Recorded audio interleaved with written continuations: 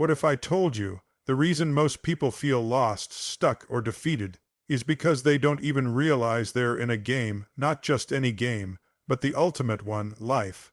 And like any game, it has rules, strategies, hidden levels, and yes, rewards. But here's the catch. Life won't pause for you to figure it out. You either play with purpose or get played by default. So the real question is, are you ready to stop being a spectator and finally take control of the scoreboard? There are those who walk through life like it's a long, cruel sentence, a thing to be endured, not understood.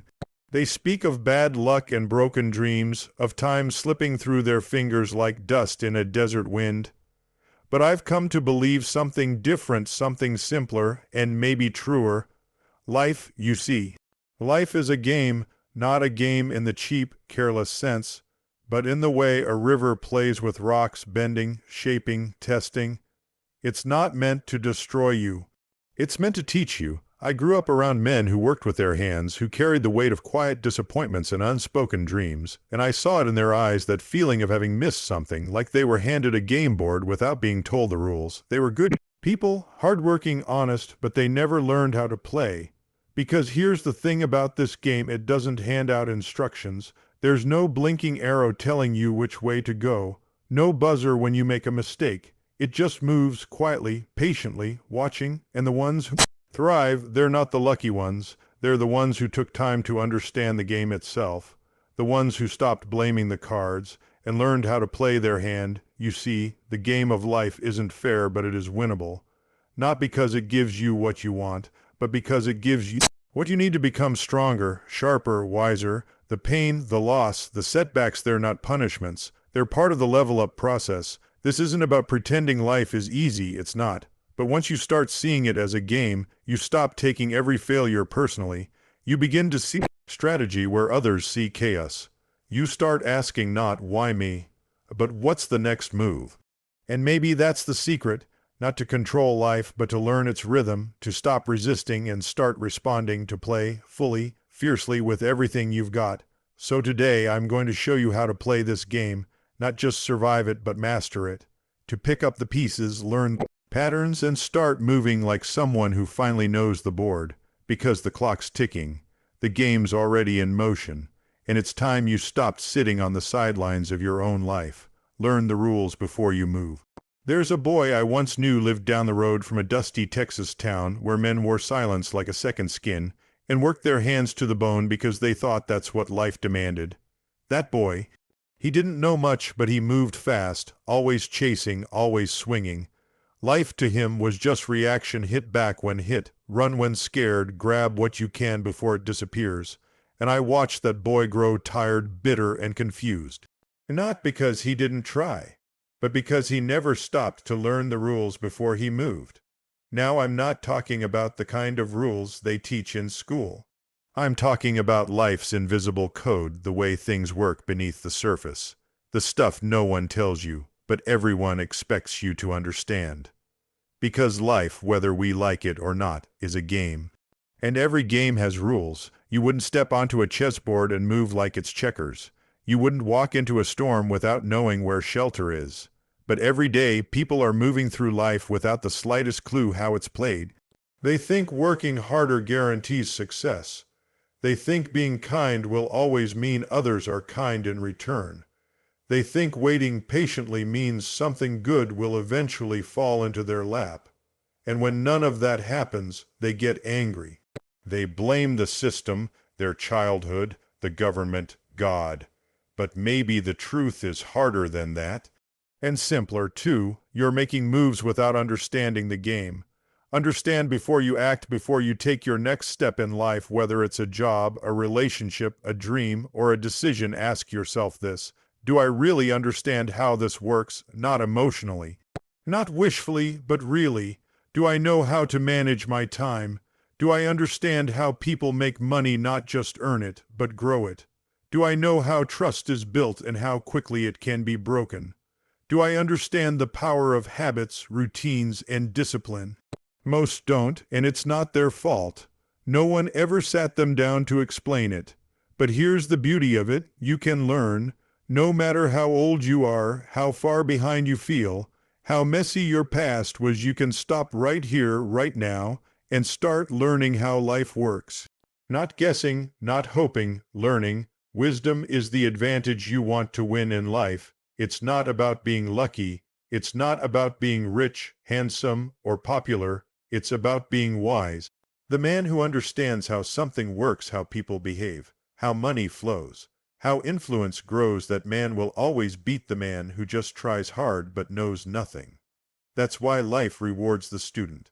Not the loudest, not the fastest, but the one who stops to understand the board before making a move. Stop guessing, start studying, read books, watch quietly, learn from those who have walked the road before you. Listen more than you speak, and ask yourself not once, but every day, what does this teach me? Because every setback is a lesson. Every loss is feedback. Every mistake is a message. The people who win at life aren't perfect, they're just more aware. They've studied the terrain, they know when to push and when to wait. They don't make moves in panic. They make them with precision. Be the student, not the victim, so here's my challenge to you. Be the student, not the victim. Stop saying life is unfair, and start learning how it works. Stop reacting and start responding. Stop moving just to feel busy and start moving with intention. Before you take that next big step, pause. Observe, learn, because the game of life isn't against you. It's just waiting for you to understand how to play. And once you do, you'll stop chasing, you'll start leading, and every move you make will matter. Stop blaming the cards, play your hand right. I once knew a man who used to sit on his front porch every evening, watching the sun disappear behind the hills like it had betrayed him one more time. He had stories more than most, but they all sounded the same. If I'd been born rich. If my father had stuck around. If the war hadn't taken everything. He wasn't a bad man, just tired of a game he thought was rigged from the start. And maybe he had a point. Life doesn't always deal fair hands. Some are born with gold spoons. Others are born fighting for air. But here's what life taught me, in quiet ways and hard lessons. It's not about the cards you're dealt, it's about how you play them. We all start somewhere, and it's rarely ideal. You may have been born in a broken home. You may have faced betrayal, illness, poverty, abandonment. You might not have had mentors, money, or a map. But the game doesn't end there, it starts there. Look around, the ones who rise don't always come from the best hands. They come from the toughest ones, the ones who had to make something out of nothing. Because it turns out, grit beats privilege when the game gets real. The danger of the blame game. Blaming your cards is easy. Blaming your past, your parents, your boss, your town, it gives you a reason not to try. It makes failure feel justified, but here's the thing: you can't grow in blame. It's like trying to drive with the parking brake on. You stay in place even if your foot's on gas. You can cry over what you didn't get, or you can work with what you have, but you can't do both. And the longer you sit blaming the hand, the more life quietly moves on, dealing new hands to those who were too busy playing to complain. Turn weakness into weapon. Think of the greatest story ever told. They're not about perfect people with perfect starts. They're about the underdog, the long shot, the nobody who figured it out. Because here's the secret no one tells you. What feels like a disadvantage now can become your greatest advantage. The boy who grew up without a father learned to lead himself. The girl who was always overlooked builds her voice so strong the world has no choice but to listen. The man who grew up poor learns the value of every dollar, every hour, every opportunity. These people didn't fold. They learned how to play their hand right, play with purpose. Not excuses. Whatever your hand is, play it like it was the one you were meant to have, because maybe you were. Maybe your pain is your power.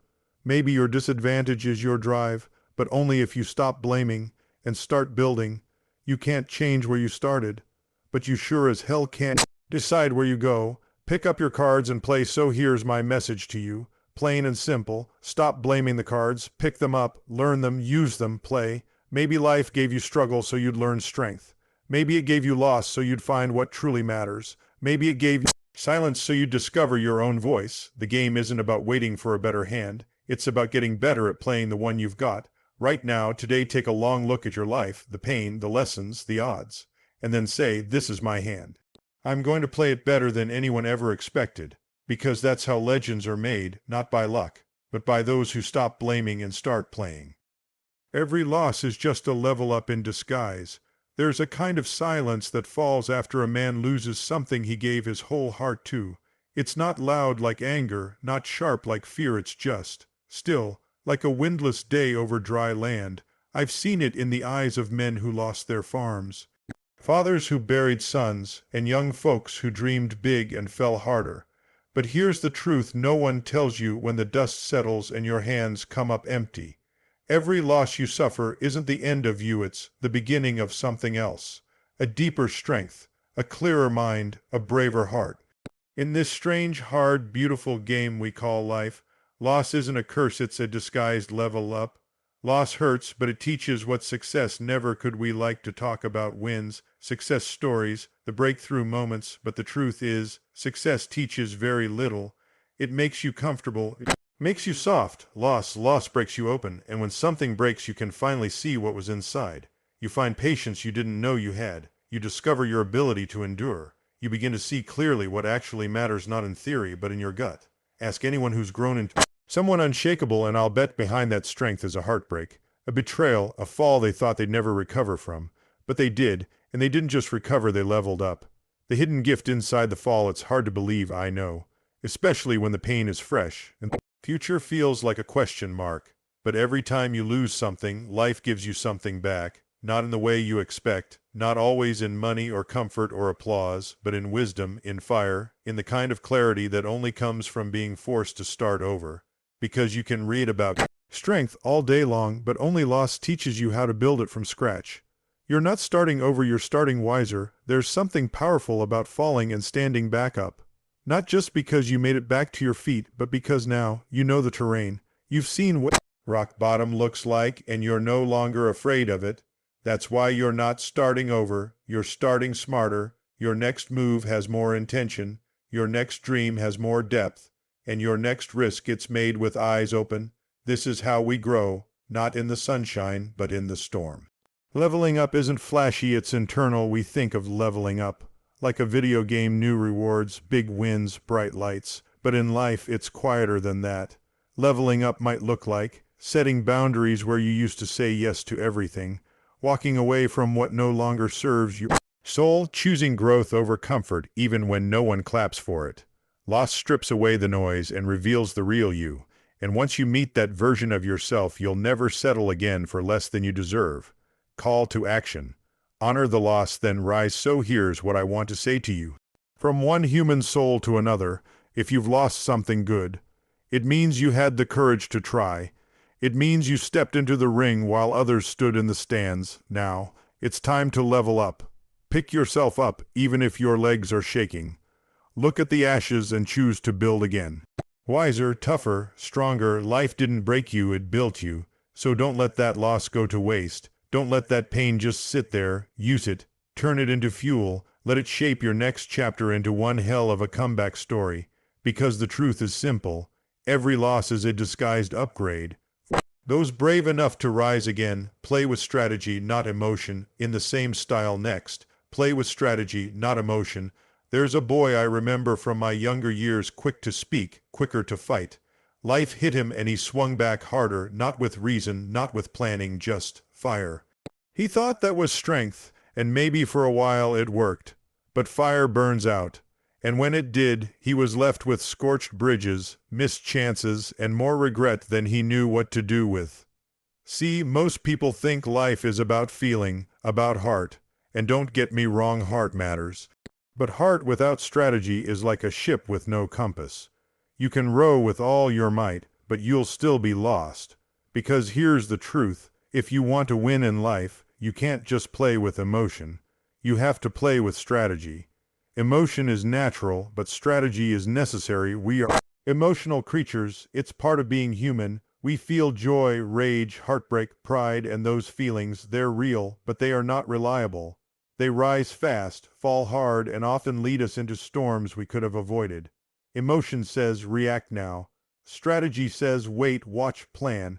Emotion says, they hurt me, I'll hurt them back. Strategy says, what response will actually move me forward? Emotion is a spark. Strategy is a torch. If you build your life on emotion alone, you'll burn bridges, miss blessings, and fight battles that were never worth your time. But if you learn to step back, breathe, think, you'll make moves that matter. Think like a chess player, not a fighter. Life's not a street brawl, it's a chessboard, and in chess every piece has purpose. Every move is part of a bigger picture. The strongest players, they don't rush, they don't panic, they plan, not for the next minute, but the next 10 moves. They see outcomes before they act. They understand that not every fight is worth fighting, and not every win looks like a trophy. In life, it's the same. You've got to ask yourself, am I thinking short term or long term? Is this emotion helping me or hijacking me? Am I playing the game or just reacting to it? Use emotion as fuel, not your steering wheel. Emotion is powerful. Use it. Let heartbreak remind you what matters. Let frustration drive your hunger. Let joy sharpen your gratitude, but don't let those emotions take the wheel. Let strategy steer. Let purpose guide. Let wisdom decide. Because when emotion runs the show, life becomes chaos. But when strategy leads, life begins to make sense.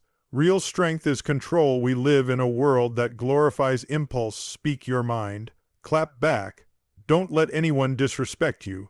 But real power isn't in saying the first thing that comes to mind. It's in saying the right thing at the right time with the right intention. Anyone can react, but only the wise respond. You want to build a life of peace, success, purpose. Then don't let your emotions control your actions. Let your strategy shape your outcomes. Slow down, think ahead, move with purpose. So here's my challenge to you: before you react, pause. Before you speak, breathe. Before you quit, reflect. Before you move, plan. Your future is being built right now in the decisions you make today. Not in how loud you yell, but in how well you think. Not in how emotional you get, but in how intentional you live. Let your fire burn, but don't let it blind you. Let your passion speak, but don't let it shout over your purpose.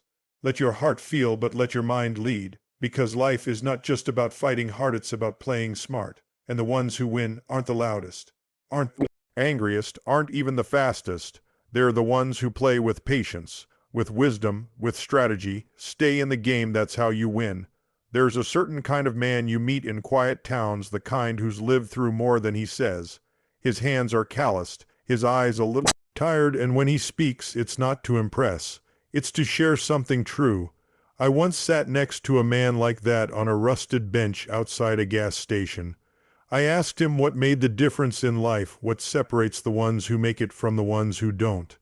He looked out at the horizon, took a long breath, and said, "Most people don't lose because they're not good enough. They lose because they quit too soon. The game isn't meant to be easy. Nobody tells you when you're young that life will try to shake you, that it'll test you when you least expect it, that the things you build can break and the people you love can leave. We all face it, dreams that fall apart, bills we can't pay, days that feel heavier than they should, nights when we wonder if any of it matters. And in those moments the game whispers, sit down, walk away. You weren't cut out for this." But here's what I've learned, not from books or speeches, but from life itself: the only ones who win are the ones who stay. Persistence is stronger than talent. You don't have to be the smartest. You don't have to be the most gifted. You don't need a perfect start, a rich family, or the right connections. What you do need is the courage to keep going when everything in you wants to stop. I've seen people with all the advantages throw it away at the first sign of struggle. And I've seen folks with nothing, no support, no spotlight, no applause, rise up. Simply because they refused to leave the table, they stayed. They kept showing up. And little by little, the game began to turn in their favor. Every day you stay, you get stronger. You might not notice it at first, but every time you don't quit, something grows in you: discipline, resilience, grit. You become someone who doesn't panic in the storm, someone who knows how to stand alone if they have to, someone who no longer needs outside approval to believe in their own mission. Staying in the game doesn't just change your outcomes, it changes you. Life rewards the stayers. The world is full of almost made it, almost started, almost kept going. But life, real life, it rewards the finishers, the ones who show up even when it's uncomfortable, even when it's quiet, even when nobody's watching. You might not feel it today, but the reward is coming. Maybe not in the form you expected, maybe not on your timeline, but it's coming. Because consistency is a seed and it never returns empty. Don't sit out, stay in. So if you're tired, I understand. If you feel overlooked, unappreciated, unseen, I get it. But this is not the time to sit out. This is not the moment. Fold, stay in the game, get up one more time. Try again, not because it's easy, but because it's worth it. The pain you feel now, it's shaping the strength you'll carry for the rest of your life. The emptiness, it's clearing space for something greater to be born. Stay in the game even when you're limping. Stay in the game even when no one claps. Stay in the game because the ones who win aren't always the fastest, aren't always the loudest. They're just the ones who never left.